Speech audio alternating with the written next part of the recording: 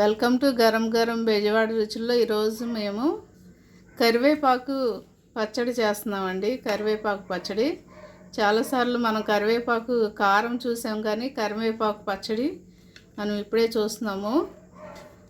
చూడండి, కరివేపాకు నేను ఈ కప్పు తీసుకున్నానండి. అలాగే శనగగుళ్ళు కూడా ఒక చిన్న కప్పు తీసుకున్నాను. అలాగే ఎండుమిర్చితో చేస్తున్నామండి. మీరు ఎండుమిర్చి చేయకపోతే పచ్చిమిర్చి అయినా వేసుకోవచ్చు. అలాగే ఒక స్పూన్ జీలకర్ర వేయండి, కొంచెం వెల్లుల్లిపాయ వేయండి. ఒక స్పూనేనండి, జీలకర్ర ఎక్కువ వేయద్దు. అలాగే ఒక చిన్న కప్పు పచ్చి కొబ్బరి తీసుకోండి. కొంచెం చింతపండు అండి, చూడండి ఒక స్పూన్ చింతపండు, ఎక్కువ వేయొద్దండి, పులుపు అయిపోతుంది. ఈ కరివేపాకు పచ్చడి ఎలా చేయాలో చూద్దామండి. ఇప్పుడు చూడండి, స్టవ్ వెలిగించి కళాయి పెట్టుకున్నామండి. ఫస్ట్ శనగగుళ్ళు వేయించుకుందామండి.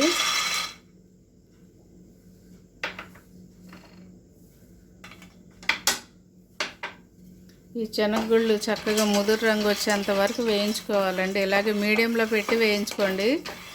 పుల్లు పెట్టారనుకోండి ఈ శనగగుళ్ళు మాడిపోతాయి, లోపల మాత్రం పచ్చిగా ఉంటుంది. అందుకని మీడియంలోనే పెట్టి వేయించండి. చూడండి, ఇలాగ వేయించుకోవాలండి. పైన పొట్టు అంతా కూడా చక్కగా వచ్చేస్తుంది. ఈ కొంచెం చల్లారిన తర్వాత ఈ పొట్టు తీసేసి చెరిగేస్తే ఈ పొట్టు అంతా పోతుంది. మనం పచ్చడి చేసుకోవడానికి కూడా చాలా బాగుంటుంది, ఈ పొట్టు లేకుండా ఉంటుంది. చూడండి, ఇలాగా మీడియంలో పెట్టి చక్కగా నీట్గా వేయించేసుకోండి. వేగిపోయినాయండి శనగగుళ్ళు. నేను స్టవ్ కట్టేస్తున్నాను. ఎండుమిర్చి అన్నీ కూడా వేయించుకోవడానికి తగినంత ఆయిల్ వేసుకోండి. ఇప్పుడు నేను ఎండుమిర్చి వేపుతున్నానండి. మీ దగ్గర ఒకవేళ ఎండుమిర్చి లేకపోతే పచ్చిమిర్చితోనైనా చేసుకోవచ్చు.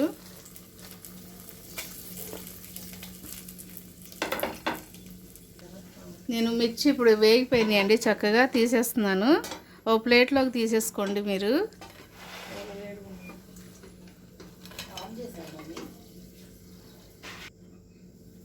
ఎండుమిర్చి అయిపోయింది కదండి. ఇప్పుడు మనం కొంచెం కొబ్బరి లైట్గా వేపుకుందామండి. కొబ్బరి ఎక్కువ వేగక్కర్లేదు.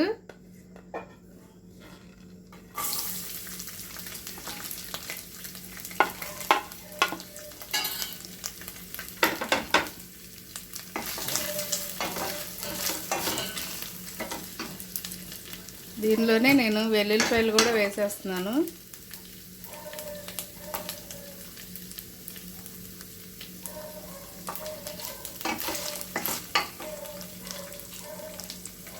దీనిలోనే ఒక స్పూన్ జీలకర్ర కూడా వేస్తున్నానండి. చూడండి, ఒక స్పూనే వేస్తున్నాను.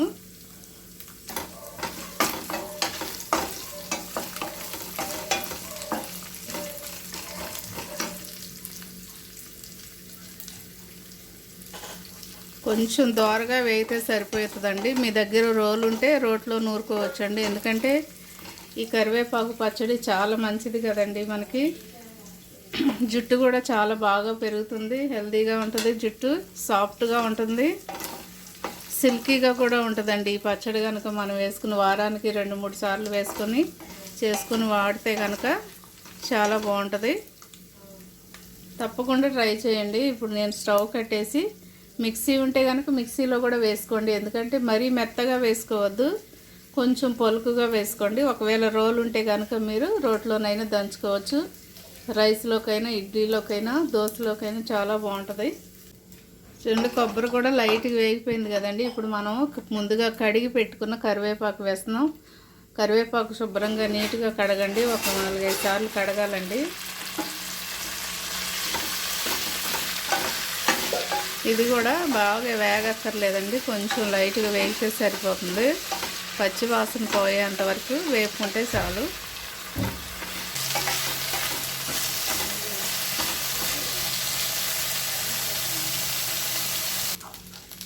చూడండి, కొంచెం చింతపండు కూడా వేస్తున్నానండి దీనిలోనే. ఇది కూడా దీనిలోనే వేగిపోతే మెత్తగా మిక్సీలో మనం పట్టినప్పుడు చింతపండు కూడా నలిగిపోయిద్దండి చక్కగా. నేను స్టవ్ కట్టేస్తున్నానండి. ఇప్పుడు మనం మిక్సీ వేసుకున్న తర్వాత మళ్ళీ చూద్దాము పచ్చడి. ఇప్పుడు మనం మిక్సీ పట్టుకుంటున్నామండి. ముందుగా వేయించిన ఎండుమిర్చి, అలాగే శనగగుళ్ళు ఇవ్వండి, పొట్టు కూడా తీసేసాము. ఈ పొట్టు తీసిని దీనిలో వేసేసుకోండి.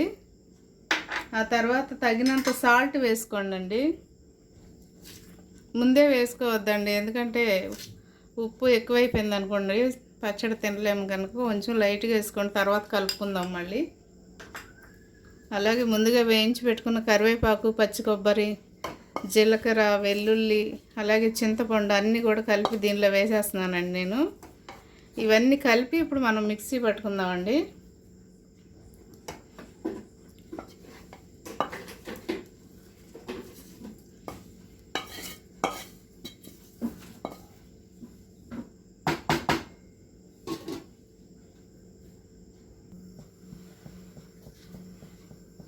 చూడండి పచ్చడి నేను ఇలాగ మిక్సీ పట్టేసానండి. ఇప్పుడు ఈ పచ్చడి తాళింపు చేసుకుంటున్నాము. ఇందాక మనం కళాయి పెట్టాం కదా, అన్నీ వేయించుకున్నాం కదా, దానిలో నేను తాలింపు చేస్తున్నానండి.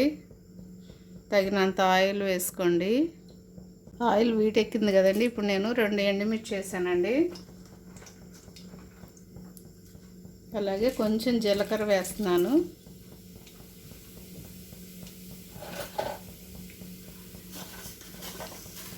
కొంచెం ఆవాలు వేస్తున్నానండి, ఎక్కువ వేయట్లేదు, కొంచెం ఆవాలు వేసాను.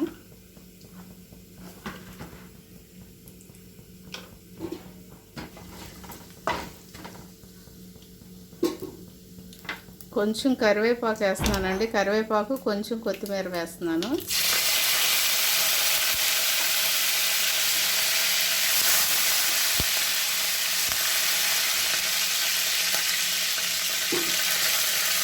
అలాగే మనం మిక్సీ పెట్టుకున్న ఈ కరివేపాకు పచ్చడి వేసేస్తున్నానండి.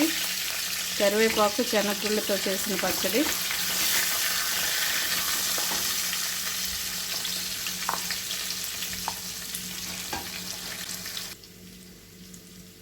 దీనిలో లైట్గా కొంచెం పసుపు వేసుకోండి, కొంచెం కలర్ఫుల్గా ఉంటుంది పచ్చడి.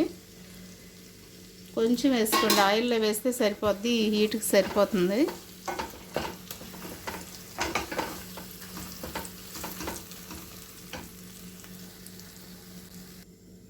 చూడండి ఎంతో టేస్టీగా ఉండే కరివేపాకు పచ్చడి రెడీ అయిపోయిందండి. మీరు కూడా తప్పకుండా ట్రై చేయండి.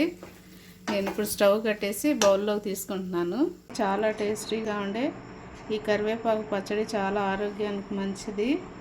అలాగే జుట్టుకు కూడా చాలా మంచిది కదండి కరివేపాకు.